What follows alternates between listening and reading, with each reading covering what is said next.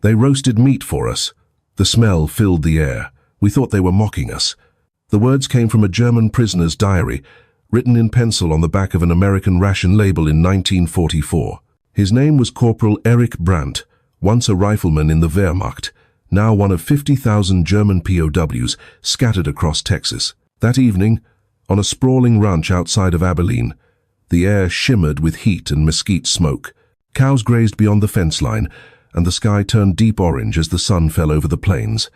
The prisoners stood in silence 20 yards from a long fire pit where slabs of beef hissed and crackled in the flame. The scent was unbearable, rich, sweet, and intoxicating to men who had lived on thin soup and bread for months. Erich's heart pounded. He'd been captured outside Tunis in 1943, loaded onto a ship, then a train, then another truck until Texas unfolded before him too vast, too quiet to make sense. They told him this was America's heartland. But standing there under the open sky, he couldn't believe what he was seeing. American soldiers laughing with cowboys, their rifles leaning idly against a wooden post, while meat roasted over an open fire for prisoners. "This is a trick," one of the men muttered. "They'll make us dig the graves afterward." Erich didn't answer, his stomach twisted with hunger, but also fear. Back home, in every speech and pamphlet, America had been described as brutal, a nation of machines and mongrels that would enslave any German captured. His commander had said plainly, better to die than to fall into Yankee hands. Now those same Yankees were brushing sauce over steaks and humming along to a country tune on the radio. A cowboy in a wide-brimmed hat walked over, wiping his hands on a rag. "Dinner's up, fellas," he said, voice casual, almost friendly. "You worked hard today. Eat while it's hot." No guards barked orders. No guns were raised. Just smoke, the low rumble of laughter, and the smell of roasted beef. When a plate was handed to him, real bread, steaming meat, a tin cup of sweet tea, Erich stared at it like it might explode. His hands shook. He tried to speak, but his throat locked, and then something in him broke. He dropped to his knees. The other men froze.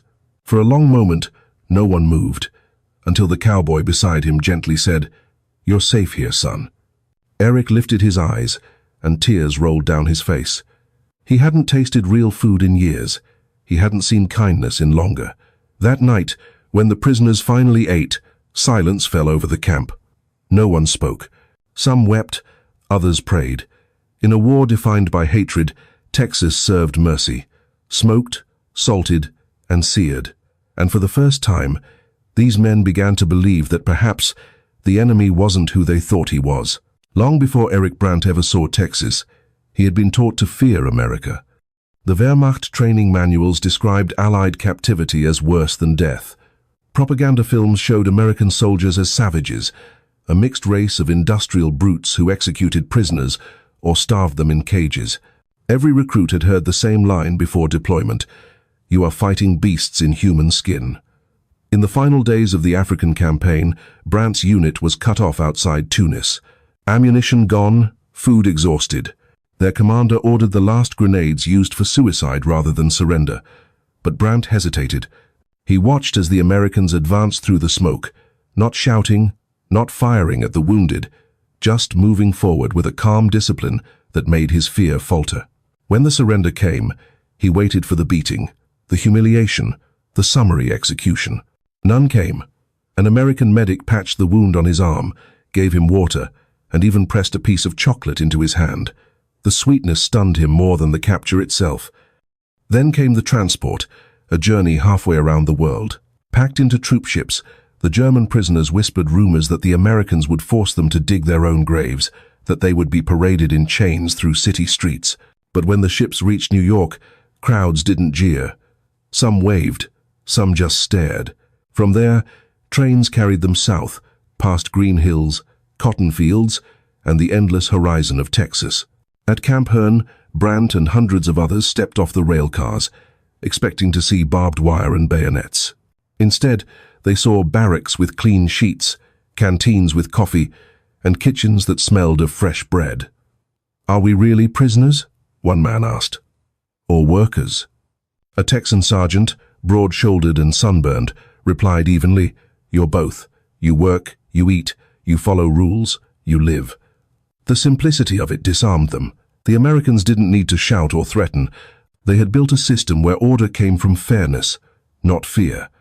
Brandt watched the guards closely in those first weeks. They joked with each other, listened to music, even played baseball when off duty. No one seemed to hate them. One afternoon, he saw a young American guard give a cigarette to a captured Luftwaffe pilot and light it for him. The pilot didn't know what to do. His hand trembled as if it were a trap. Slowly, the image of the brutal American began to crumble. Every meal served, every small act of decency eroded the lies they had been told. At night, Brandt wrote in his small notebook, "They treat us as men, not enemies. I do not understand it. Perhaps that is why they are winning." That was his first realization, that America's discipline did not come from terror or obedience, but from confidence, a nation so sure of its strength that it could afford to be kind. By the summer of 1944, Texas was home to more than 65,000 Axis prisoners, Germans, Italians, even a few Japanese. Across the United States, there were over 500 POW camps, but none had the strange atmosphere of Texas. It wasn't a land of iron fences and machine guns. It was wide, sun-baked, open. In some camps, the horizon itself felt like the wall. Camp Hearn, Camp Swift, Camp Mexia. Each one had the same unlikely mixture of military precision and ranch-town warmth. The camps were built near farmland, surrounded not by fortress walls, but by cattle pastures. Watchtowers rose over fields of corn, not ruins. The guards were often farmers, mechanics, or ranch hands who had traded plows for rifles when the war called. To the Germans, it was like being exiled to another planet. One moment, they had been surrounded by gunfire in Tunisia or Sicily. The next, they were unloading from trucks into a world of blue skies, cicadas, and men wearing cowboy hats instead of helmets. The U.S. Army had designed these camps as more than holding pens.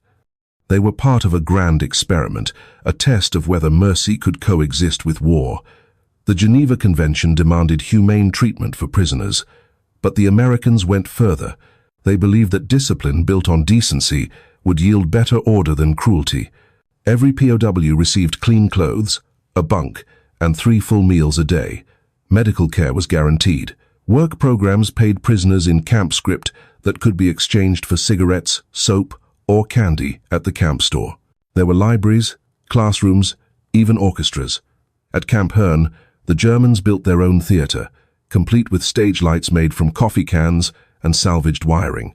At Camp Mexia, they painted murals on the mess hall walls, vast pastoral scenes of rolling green hills that reminded them of Bavaria. The irony was bitter. Their homeland was burning under Allied bombs, yet here, in enemy territory, they found comfort. The local Texans watched with curiosity. Some were wary, others openly friendly. "They're good workers," said one rancher. "Polite, hard-working. You'd never think they were Hitler's men." Soon the camps were integrated into daily life. German prisoners harvested cotton, repaired fences, built barns, and helped bring in the wheat harvest. They worked side by side with American civilians, often under the easygoing supervision of cowboys. The cowboys fascinated them. Texans moved with a kind of relaxed power, easy smiles, slow voices, quick hands. They seemed fearless, but not cruel. To men raised under dictatorship and strict obedience, this calm independence was baffling. One prisoner asked a guard, "Who gives your orders when the officer is not here?" The cowboy grinned. "Nobody. We just know what's right." That phrase stuck in Brandt's mind. No one in the Reich would ever have dared to speak like that. In Germany, obedience was survival. In America, freedom was discipline. The POW camps became strange places, halfway between prisons and small towns. At night, the guards sometimes shared their radios. German soldiers heard swing music for the first time, or baseball commentary, drifting through the dark. It was confusing and intoxicating, the rhythms of another world. In letters home, Brandt wrote, "I have seen the strength of this country, not in its weapons, but in its confidence. They could crush us, but they would rather teach us." He didn't know it yet, but that philosophy, quiet, patient, unstoppable, would change everything about how he saw his enemy and himself. The first time Erich Brandt worked alongside Texans, he thought he was being punished. The sun was merciless, the dust got into his teeth, and the task seemed endless, repairing fences for a ranch that stretched farther than he could see. Yet the men beside him, the cowboys hired by the army to oversee work details, treated it like a casual day's chore. They moved with easy rhythm, chewing tobacco and humming as they worked, their laughter echoing across the fields. Erich had expected to be guarded by men with rifles and suspicion in their eyes. Instead, he was handed a hammer, a lunch pail, and told, "We're fixing this fence together, partner." Partner, the word startled him. It wasn't what you called an enemy. The cowboy assigned to his group was named Roy Mallister, a lanky man with sunburned skin, straw-colored hair, and a voice so relaxed it sounded half asleep. He wore his hat tilted low and carried himself with the calm assurance of someone who feared nothing. "Ever build a fence, Erich?" he asked, leaning against a post. "No," Erich answered stiffly. "I was in artillery." "Well," Roy said, spitting a bit of dust from his mouth, "that won't help you much out here, but I reckon you'll learn."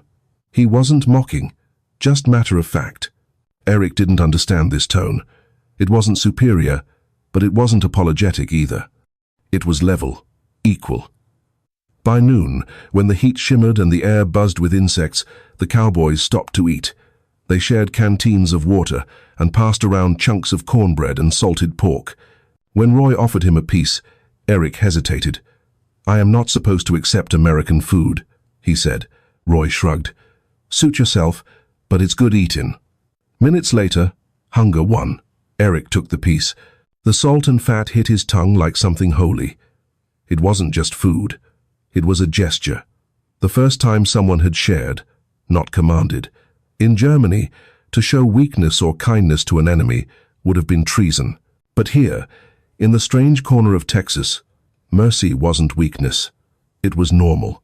As the days passed, the POWs began to notice how Texans carried themselves. They joked freely with officers. They called each other sir and buddy in the same breath. They were disciplined but not afraid. One day during a break, a prisoner asked Roy, "You are not afraid of us? We were soldiers. We could fight." Roy smirked. "You could, but why would you? You got no reason to anymore." It wasn't arrogance, it was certainty. That calm, unshakable confidence of a man who didn't need to prove his power. At night, back in camp, Erich wrote in his notebook, "They do not understand fear the way we do. Their strength is quiet. It does not shout. It only works." Weeks later, he saw Roy again at a cattle drive near the camp. The cowboy rode ahead, hat tilted, dust swirling behind him. To Erich, it looked like freedom made flesh. He began to think that maybe America's real power wasn't its guns or planes. Maybe it was this: men like Roy, who didn't need orders to do what was right, and who could treat prisoners like equals without feeling threatened. By the time the work detail ended, Erich no longer felt like a captive. He felt like a man learning something he'd never been taught, that dignity could exist even without fear. It began as a rumor whispered across the camp, "The cowboys are cooking for us." No one believed it at first. Yet as the day wore on, the scent drifting over the barbed wire left no doubt. Wood smoke, charred mesquite, meat sizzling, and fat. Erich Brandt stood near the fence, thinking it was just another ranch cookout for the guards.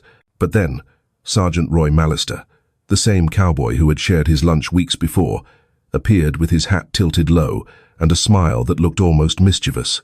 "Get cleaned up, boys," Roy said. "You're eating with us tonight." The prisoners froze, unsure whether it was a joke or a trap. One man muttered, "It's against the rules. Prisoners don't dine with guards." But Roy just shrugged. "Maybe nobody told the cows," he said. "They're already on the fire." An hour later, the POWs were driven to a nearby ranch clearing. When they stepped off, they saw what looked like a scene from another world. Long wooden tables set beneath the sky, swings stretching in the evening breeze. Cowboys tending open pits where slabs of beef hissed and popped over glowing coals. For a long time, the Germans didn't move.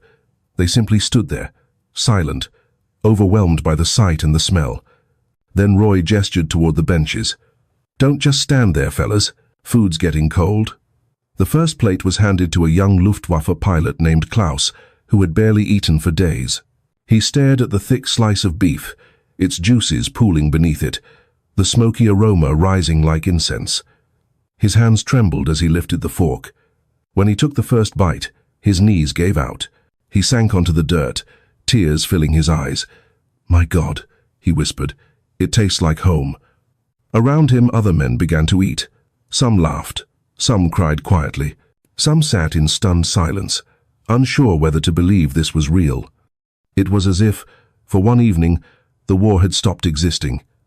Roy sat across from Erich, watching him take careful bites as though afraid it would disappear. "You folks ever had Texas beef before?" Roy asked. Erich swallowed hard. "No," he said.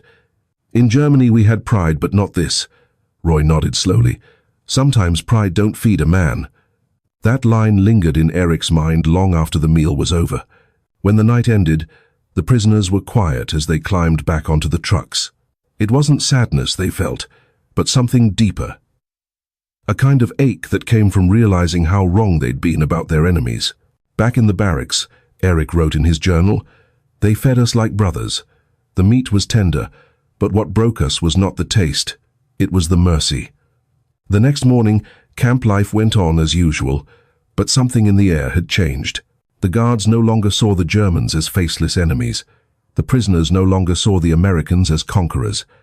That one evening under the Texas stars had turned them all, if only for a few hours, into men sitting at the same table. For days after the barbecue, the camp felt different. Captain Howard Jenkins, the camp commander, wrote in his report, "Morale has improved beyond measure. The prisoners are cooperative, almost eager. It's as though kindness achieved what discipline could not." It was an observation that would never make it into official army doctrine. For the prisoners, the event had become legend. The night of the meat, they called it.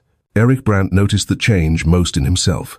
Before that night, he had seen America as a machine, vast, efficient, unstoppable. But after sharing a meal with cowboys who risked reprimand to feed their enemies, he realized it wasn't machinery that gave the country strength. It was character, the quiet kind that doesn't boast or threaten.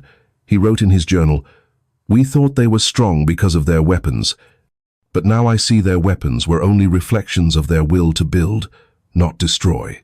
We conquered through fear. They conquered through faith in each other." The Americans too felt the shift. Roy Mallister, the cowboy turned guard, told his wife in a letter, "They ain't monsters, Mary. They're just boys caught in the wrong fight. Some of them look younger than our nephews. Makes you wonder what we'd be like if we'd been born on their side of the ocean." The numbers told their own story. Escape attempts fell to zero. Camp fights disappeared. Productivity on work details doubled. Jenkins wrote in another report, "No disciplinary actions required since June. Efficiency up 47%. Reason, morale." It was the math of compassion, an equation no military strategist had ever written, but one that worked better than barbed wire. For Erich and his fellow prisoners, the experience shattered everything they'd been taught about America. One evening, Erich overheard a young guard talking about his family's ranch, how his mother sent cakes to the soldiers overseas, and even to the camp kitchen for the Germans. "Your mother bakes for us?" Erich asked, stunned. The guard shrugged. "She says everybody's somebody's son." That night, Erich wrote again, "We came here as soldiers, and they have turned us into men again." For the first time since the war began, the prisoners dreamed not of escaping, but of surviving to tell what they'd seen. That the nation which had bombed their cities had also offered them bread, meat, and dignity. Among the hundreds of German POWs who attended the barbecue, one man became the quiet symbol of what that night truly meant. His name was Lieutenant Otto Schneider, a former panzer officer from Hamburg, tall, reserved, and proud in the way only a defeated man could be. That evening, when the first plates of roasted meat were served, Otto sat stiffly, staring at the food without touching it. Roy Mallister walked over. "Ain't hungry, Lieutenant?" Roy asked casually. Otto glanced up. "In my army, we did not eat with our enemies." Roy chuckled softly. "Guess it's a good thing this ain't your army, huh?" The German officer said nothing. His jaw tightened. Roy waited a moment, then set a plate down in front of him. "Suit yourself, but it would be a shame to let it go cold. Minutes passed. Finally, Otto picked up his fork. The first bite hit him like a shock. He took another bite, slower this time, and when he finished, he whispered in German, "It tastes like my mother's." When the night ended, Roy found him still sitting at the table, staring into the dying embers. "Hell of a sunset, ain't it?" Roy said. Otto nodded. "Yes, I had forgotten the color." Weeks later, before being transferred to another camp, Otto left behind a note for the guards. It was short, written in careful English. "I fought for a nation that taught me strength was cruelty. Here I have learned that kindness is a greater weapon. Tell the cook his fire changed more than meat." Years later, historians found Otto Schneider's name on the records of German veterans who helped rebuild their country's industries after the war. In interviews decades later, when asked about his time as a prisoner, he said only this: "The Americans defeated us with compassion. They had enough strength to win and enough grace to forgive. That is power we never understood." That single evening under the Texas stars became a quiet legend. When Otto died in 1982, his son read from his father's journal at the funeral. The entry from July 1944 was still there. "They fed us like brothers. That night, I ceased being a soldier." The story of the Texas barbecue might have ended there, if not for what happened the following week. The camp mess hall was running low on supplies. Army rations had been delayed, and the prisoners and guards faced the same problem: hunger. That night, Sergeant Roy Mallister and a few other guards gathered. "They're going to wake up hungry too," Roy said, looking toward the POW barracks. "Don't sit right with me. Them boys going without." "Roy," one private said, lowering his voice, "you start feeding them from our stock. The major will have your hide." Roy smirked. "Then he'll have to catch me first." The next morning, the guards gathered what food they had left: eggs, bacon, flour, and a bit of coffee. They lit fires behind the kitchen and began cooking. When the first prisoners emerged for roll call, the smell of frying bacon drifted through the air. Erich Brandt was among them. He blinked, confused, as Roy waved him over. "Breakfast is served," Roy said. Erich hesitated. "But the army, they—" Roy cut him off. "Ain't no army this morning, just men. Now grab a plate before I change my mind." Within minutes, the prisoners were eating side by side with their guards. Laughter filled the space where orders used to echo. One man asked Roy, "Why are you doing this?" Roy shrugged. "Because we can. Because you'd do the same if the boots were switched." By the time Captain Jenkins arrived, the camp looked nothing like a prison. Jenkins stood there, his officer's instincts clashing with what he saw. Finally, he turned to Roy. "You realize this breaks every regulation in the book?" Roy met his gaze. "Maybe the book's due for a rewrite, sir." To everyone's surprise, the captain didn't order it stopped. He just nodded slowly. "Make sure they get enough to eat," he said before walking away. That single act, an unauthorized breakfast, became the camp's defining legend. Decades later, survivors from both sides would remember that morning as the moment the war ended for them personally. When they shared their food, they took away our shame. For the first time, I felt like a man again, not a defeated enemy. The breakfast became a ritual. Every Sunday afterward, when supplies allowed, the guards and prisoners shared coffee and biscuits together. It wasn't policy. It was humanity made habit. By the end of 1945, the Texas POW camps had become quiet classrooms of humanity. The reports that came out of Texas after the war stunned even Washington. Fewer than 5 escape attempts, 0 fatalities, and some of the highest morale ratings ever recorded for captured soldiers. Erich Brandt's final entry in his POW journal read like a confession. "The men we were taught to hate treated us with dignity. I no longer fight for the Reich. I fight to remember what mercy feels like." When he was repatriated to Germany in 1946, Erich carried 2 things in his pocket: a small piece of Texas mesquite wood and a photograph of Roy, the cowboy who had shown him that mercy didn't need permission. As for Roy Mallister, life returned to its ordinary rhythm. When his grandchildren asked what he did in the war, he always smiled and said, "Fed the enemy. Best thing I ever did." The real victories are rarely written in books. They happen in quiet acts of defiance against cruelty. That night in Texas, no flags changed hands. But something irreversible happened in the hearts of men who had every reason to despise each other and didn't. And when those men returned home, the war did not come with them. Because once you've been fed by your enemy, you can never truly see him as one again. That was the real victory. Not on the battlefield, but around a fire, where mercy tasted like roasted beef and smelled like freedom. The war's truest victories were never written in history books. They were written in the small, unrecorded mercies that turned enemies into men and men into brothers. Would you be interested in learning about the post-war fate of the German POWs who returned home with these unexpected stories of American decency?